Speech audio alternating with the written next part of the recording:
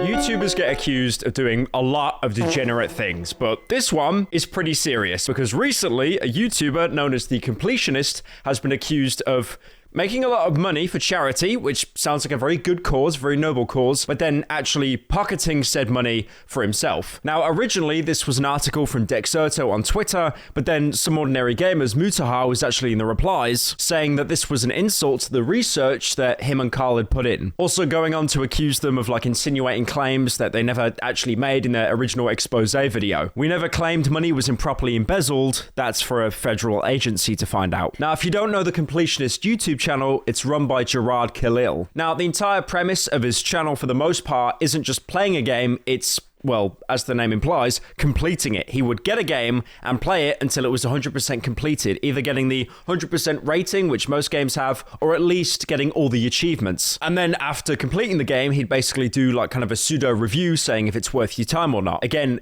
getting most games to 100% completion usually isn't worth it because you'll have the main game, maybe some side quests that end up being better than the actual game itself, but then also you have the endless amount of challenges, collectibles. Like, for example, we all know about all the pigeons in GTA 4, how it was just never worth it. I think there was 200 of them. And all that would happen if you got all 200 pigeons is a helicopter would spawn on a roof somewhere. But again, you could literally just use cheats or go to the airport. Now, I'm not going to sit here and say I was a huge fan of The Completionist. I mean, I did watch his content a couple of years ago. For example, one of my favorite videos of his was him doing a completionist run of Resident Evil 4, all the different outcomes and how many times you actually had to play the same game over and over and over again just to get all the unlockables. But in 2018, Gerard founded Indieland. Now, this was basically a charity marathon. It was basically used for indie developers to showcase their games and get a chance to be in the spotlight. And at the same time, it was for a good cause because they were working with the Open Hand Foundation. Now, the Open Hand was a non-profit for dementia research, which was founded by Gerard and his family all the way back, I think, in 2003. And it was founded because Gerard's mother was actually diagnosed with frontal temporal dementia. You can actually find on the Indieland YouTube channel, there was an announcement around 4 weeks ago talking about this year's run of, all the live streaming, all the charity fundraising. Now, at the minute, the majority of the accusations seem to be coming from Reddit, which is very surprising because usually it stems from Twitter. But I guess reading a whole scam about charity and dementia, it's probably too many words for a Twitter user, so it went over to the neckbeards on Reddit. Now, like I said at the beginning of the video, the people to initially break this story was Mutahar, Some Ordinary Gamers, and he was also working with Carl Jobst. If you don't know Carl Jobst, you've definitely seen one of his videos because if you go onto his channel, he basically exposes a lot of speedrunners for basically faking things. And at the minute, to this day, despite it being years, he still has this ongoing feud with Billy Mitchell, the guy that looks like Jesus that did the whole Donkey Kong World Record thing. What? How is that even possible? What do you mean how? Because I'm Billy Mitchell. Now, the main problem seems to be at the minute is when you have a non-profit, usually on your filings or your paperwork, you need to explicitly show where that money's going. So it's not just sitting in the account. The problem is the Completionist's company hasn't actually disclosed where the money is going to, despite them basically having to do that to make it legitimate. So what a lot of people are accusing the Completionist of at the minute is basically gathering all this money, which is quite a lot, by the way, because each year they raise around $100,000 and basically just sitting on it. Now, Carl and Mutahar did actually end up getting in a call with the Completionist, and you can tell by his voice he's very, very anxious because, again, he's being accused of something very serious, but he seems to, on his end, have things to back it up, some kind of paper trail. UCSF started a new organization, I think called Bluefin or Blue Group, which is supposed to be their 501c part of their organization.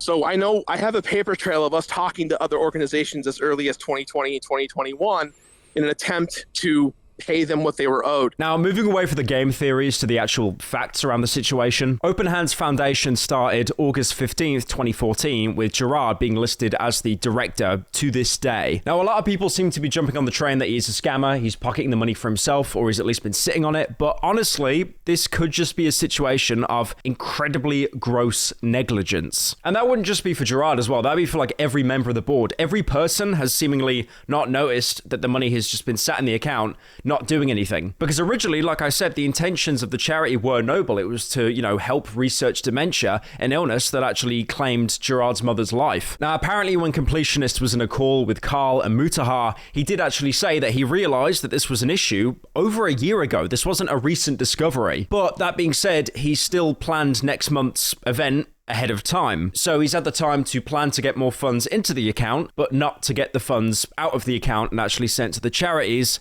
where it was originally intended to go. And also keep in mind, despite him discovering this a year ago, he never actually disclosed any of that, which is really weird because if you realize there was a problem a year ago, you could then actually, rectify it by mentioning that, yeah, okay, we actually really screwed up on our end. And then these expose videos wouldn't be spilling out all over the internet and huge Reddit posts. So later down the road, Muta and Carl were actually sent a letter by Jack Khalil, who's the vice president of OHF. Since our official resignation as a foundation, we have been evaluating potential beneficiaries who align with our vision, entities that could use our funds efficiently and effectively without a substantial portion being diverted to administrative expenses. This vigilant approach to selecting our beneficiaries was reinforced by a personal commitment to honor the memory of the individual for whom the foundation was created. That, of course, being, his mother. Prior to our official registration as a foundation, we donated body parts for research and made financial contributions to an institution that, in our view, made insufficient progress in the fight against these debilitating conditions. This prior experience has taught us the importance of careful consideration in our partnerships, and is the reason why we continue to search for a proper partner and recipient of our donations. Now, Gerard has actually gone on to say that in conversations with OHF, that the larger orgs, like for example the Alzheimer's Foundation of America, have requested that donations that are $100,000 to actually be sent as smaller donations. Now, by the look of it, Gerard's conversations with his family in OHF, what they're looking at doing as a kind of a response is to get as much money as possible and then donate it all in one lump sum. And most of the conversations we had from some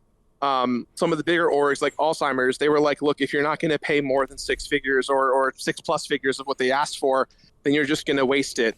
So the goal on the back end for my family that I've been told is like, we're just going to raise a bunch of money and then give it to one org and like make a bigger impact rather than just giving smaller donations that don't move the needle. And he's gone on to say that the main reason he hasn't actually let any of the money go yet is because he hasn't found a benefactor that is willing to take all of his money in one single go. Now, the total amount in the charity fund is around $600,000, and obviously having that money sat in a bank isn't really helping anyone. And also, to play devil's advocate, you could say that he wants to see a legitimate transaction because, again, there are a lot of charities that you can give money to and it just disappears into an absolute void. You don't even know what happens to that money. Now, in Mutahar's video, he actually made a very good point, basically saying that even if he is legit or not, he's being honest and it really is just a case of negligence, there should still be some kind of investigation from the IRS to really see if there's any kind of fraud. Now, obviously, the lack of clarity isn't that great, but also there's actually a paper trail of expenses that were taken away from the account that aren't really accounted for. In 2015, there was $28,000, 2016, $11,000, 2017, $11,000, 2018, $14,000, 2019, $13,000, 2020, there was $6,000, 2021 was $29,000, and in 2022, $11,000. So in total, that's around $125,000. So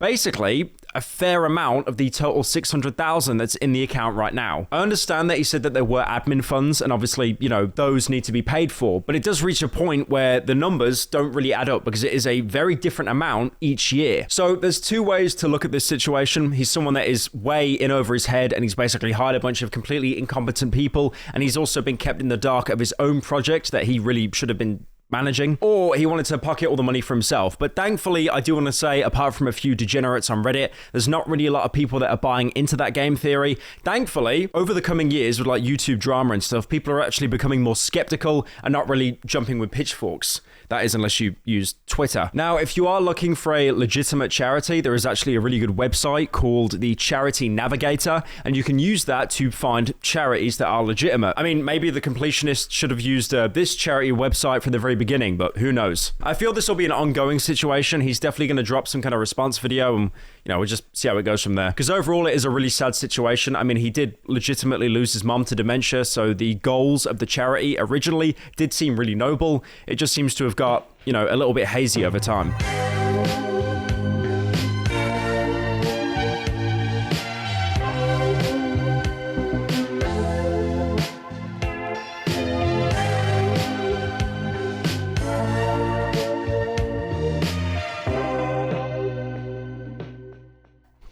YouTubers get accused